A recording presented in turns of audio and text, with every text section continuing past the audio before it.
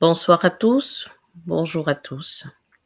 Tout dépend de l'heure à laquelle vous allez suivre cette vidéo.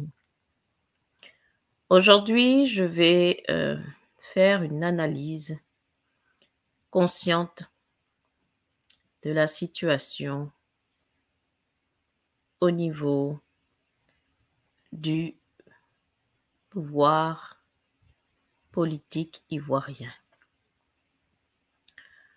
C'est une analyse basée sur les faits, les événements qui se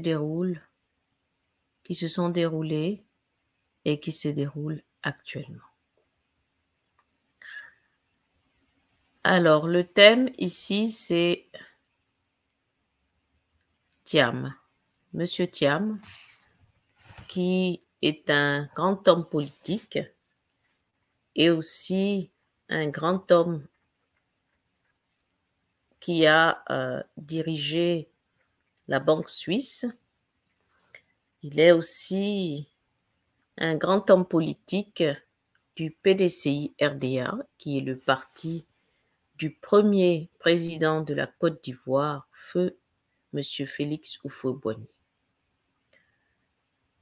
Monsieur Thiam a dirigé dans le gouvernement du feu président Henri Konan Bédié dans les années 90, où il a eu l'occasion d'être ministre du Plan. Et il a également été à la base des 12 travaux, des 12 chantiers de l'éléphant d'Afrique. C'était un projet que M. Bédié avait mis en place pour transformer toutes les infrastructures du pays. D'ailleurs, ces projets ont été repris par le pouvoir actuel. Et vous pouvez voir la transformation des infrastructures en Côte d'Ivoire. Et M. Thiam était le ministre du Plan. Il était aussi vraiment celui qui a pu aider, permettre au gouvernement de mettre en place pas mal de choses. Aujourd'hui, il est en pleine campagne pour son élection à la tête du parti PDCI-RDA, ce parti qui a été créé dont l'ancien président Félix Houphouët-Boigny était un des fondateurs. Et M. Thiam est d'ailleurs un de ses arrière-petits-fils et il aujourd'hui brigue la direction, la présidence de ce parti. Il y a des élections et nous serons fixés d'ici, je pense, le 16. Ce monsieur, selon les analyses, les faits, les événements, est en bonne position pour gagner la présidence du PDCI. Il la gagnera parce que les signes sont positifs et bons, bien placés, malgré les vents et marées, certains désaccords internes. M. Thiam sera le président du PDCI-RDA. Et cette présidence va être un point de départ qui va transformer le champ politique en Côte d'Ivoire. Cela va transformer ce champ politique en Côte d'Ivoire. Voilà pourquoi j'ai mis en titre Thiam, l'élu.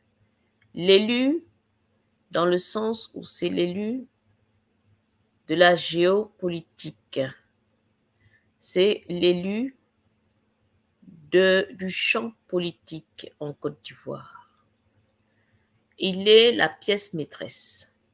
celui qui va permettre un changement. Selon mon analyse et l'analyse éclairée et consciente, sans parti pris, mais juste selon les faits. Si vous analysez déjà l'homme qu'il est, il est un homme qui a un parcours d'excellence.